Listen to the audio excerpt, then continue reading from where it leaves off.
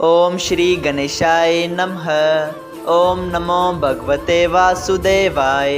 हरे कृष्णा कृष्ण कृष्णा हरे हरे, हरे राम राम राम हरे हरे। तव्हां सभिनी हरि भक्तन के नमस्ते।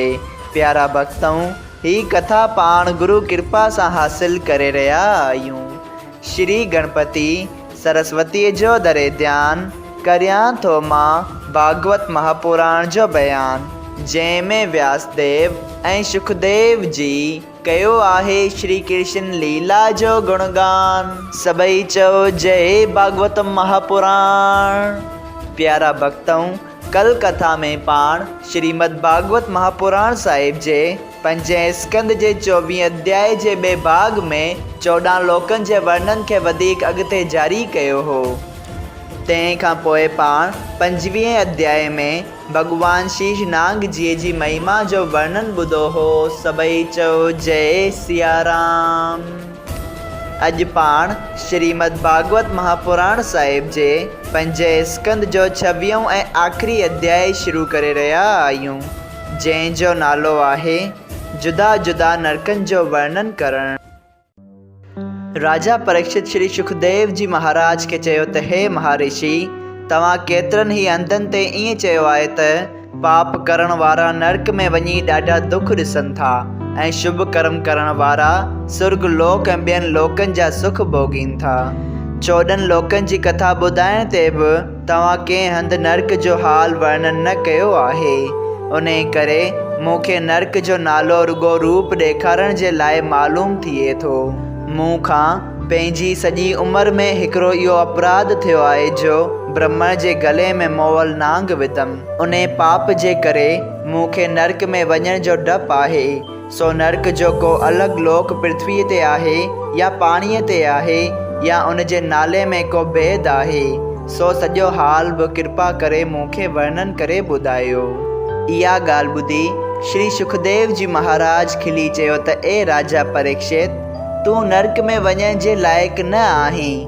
उन करे उते जो हाल तोखे न ॿुधायमि। हाणे तुंहिंजे पुछण ते ॿुधायां थो। नरक सुमेर पर्वत खां 99 योजन ॾखण तरफ़ ज़मीन जे हेठि ऐं पाणीअ जे मथां आहे। प्यारा भक्तों, हिते पाण खे ॿुधायो पियो वञे त नरक सुमेर पर्वत खां 99 योजन परे आहे। सो प्यारा भक्तों, जेकॾहिं तव्हांखे यादि हुजे त हिन पृथ्वीअ ते 7 द्वीप आहिनि, जिन मां जम्बू द्वीप में 9 खंड आहिनि, जिन मां 5 खंड आहे इलावर्त नाले, जंहिंजे विच में हिकिड़ो सोन जो पहाड़ आहे जेको 1,00,000 योजन ऊचो आहे ऐं 16,000 योजन डिघो ऐं 8,000 योजन वेकिरो आहे। उहो पहाड़ 32,000 योजननि जे घेरे में आहे। उन ही पहाड़ जो नालो सुमेर पर्वत आहे। सभई चओ जय श्री कृष्णा। प्यारा भक्तों, जेकॾहिं हिन खे पंहिंजे अंदाज़े में ॾिठो वञे त किलोमीटर्स में नरक सुमेर पर्वत खां 1267 किलोमीटर परे थींदो। सभई चओ जय श्री कृष्णा। प्यारा भक्तों, हिते इहो बि ॿुधायो वियो आहे त नरक ज़मीन जे हेठि ऐं पाणीअ जे मथां आहे। चई वर्णन जा दिव्य पुत्र उन नरक जा ॾुख ॾिसी पंहिंजे कुल ऐं परिवार वारनि खे मना करण जे लाइ उन्हनि जे दरवाज़नि ते हाज़िर रहंदा आहिनि। उन लाइ त मतां को असांजे परिवार मंझां अहिड़ो कर्म न करे जो खेनि नरक में अचणो पवे। सूर्य देवता जो पुत्र यमराज जमपुरीअ जो राजा आहे।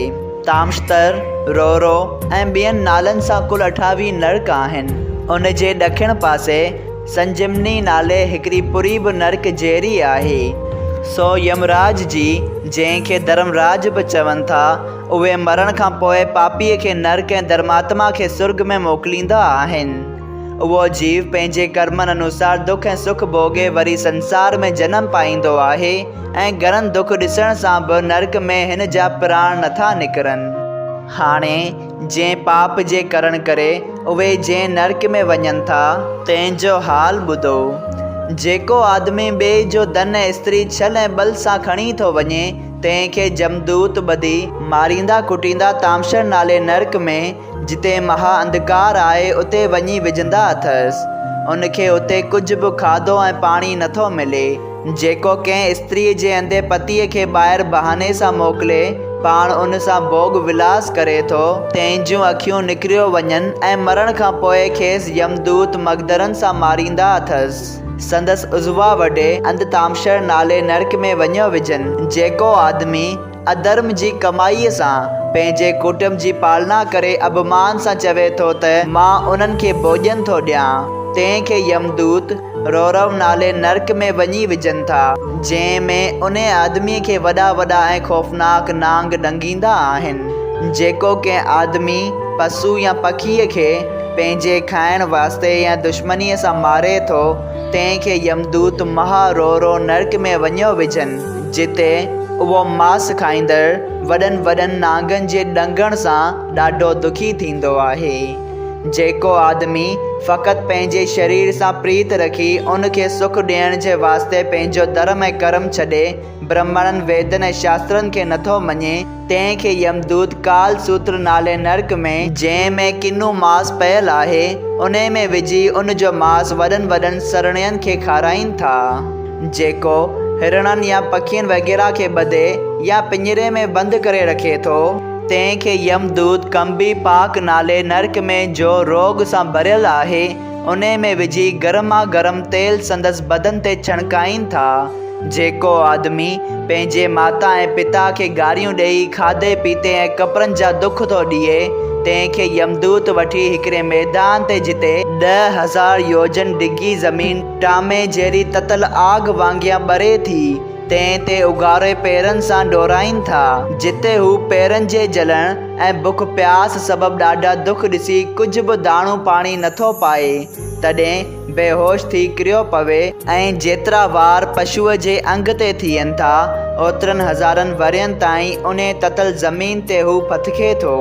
जेको शास्त्र जी वाट छॾे पंहिंजे मन करे कंहिंखे ॾिसी बुरी वाट खणे थो, मतिलबु त ग़लति रस्तो चुने थो, तंहिंखे यमदूत उस पुत्र नाले नरक में, जिते वननि में तरारियनि जहिड़ा तिखा पता आहिनि, उते मथे चारे हेठि केराइनि था, जिते बदन वढजण करे उनखे ॾाढो दुख थिए थो। सभई चओ जय श्री कृष्णा। श्रीमद् भागवत महापुराण साहिब जे 5 स्कंद जे 26 अध्याय जो पहिरियों भाग संपूर्ण थियो।